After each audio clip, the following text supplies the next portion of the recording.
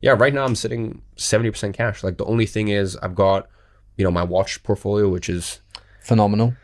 yeah, I think it's maybe three and a half, roughly around $3.5 million. Those I'm not going to sell because I got basically every single watch. Yeah, pretty much every single watch I got was at retail. And when you walk out the shop with some of the watches that you're buying, they've already gone up 4 times the value. A lot Yeah, of them. exactly. So, I'm not going to sell it. And the other thing is, don't, because the issue is that then if you sell the watches and, you ever get found out, then that you're basically blacklisted from the brands. And then Yeah. just, it's just not a smart thing to do.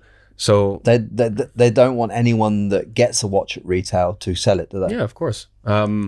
So, I've got my watch portfolio. I do have, actually have like between three to $400,000 worth of bags, which sound ridiculous to some people. But actually, Birkins and Kellys are great investments. So I start. I didn't know that. I just thought you were buying those for your mum. No, I do buy some for my mom. But then also the thing is, there's a difference. It's kind of the same thing with watches. The watches that look the best or like you would want aren't necessarily always the ones that are best for investment.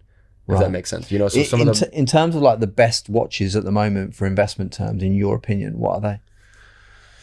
the ones that have gotten hit the most. So Rolexes have taken a big battering. Same thing with Pateks, but I just think it's the stuff that they don't make anymore.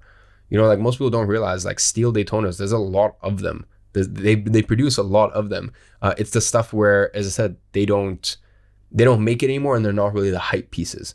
So I mean, yes, I don't want to give any specific things because some people might take it as gospel, but in general, I would avoid stuff that's still currently in production, in mass production. And as I said, even when it comes to watches, I think they're going to come down a lot.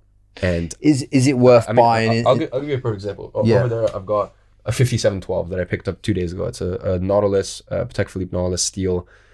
One of my friends bought it for 140,000 pounds in February. And once again, I have a great relationship with Patek. I buy all my pieces direct from Patek. And the aftermarket never, but obviously I get maybe 2-3 pieces a year from Patek, right? From Rolex I get, I don't know, maybe 15. Obviously, bear in mind they make a lot more watches as well. And then from the other brands I said, maybe 2 or 3 as well.